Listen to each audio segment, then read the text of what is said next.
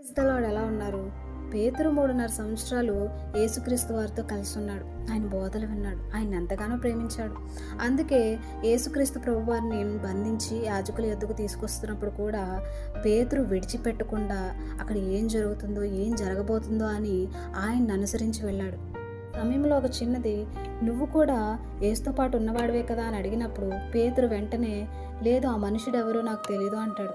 గమనించినట్లయితే పేతురు పరిస్థితులను బట్టి, తనకు కలిగిన భయమును బట్టి, యేసు ఎవరో నాకు తెలీదు, ఆ మనుషుడిని నేను ఎరగను అని చెప్పాడే కానీ అతని పలుకును చూస్తే, అతని క్రియలను చూస్తే యేసుక్రీస్తుతో తిరిగిన వ్యక్తి అని, యేసుక్రీస్తు శిష్యుడని సాక్ష్యం ఇస్తుంది.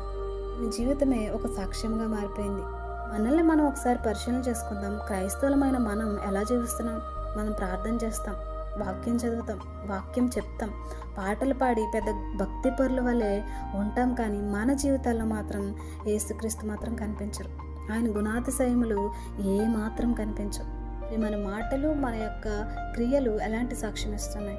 క్రైస్తవులమని చెప్పుకుంటూ ఎలాంటి మార్పు లేని జీవితం జీవించడం వలన ఏమీ ప్రయోజనం ఉండదు.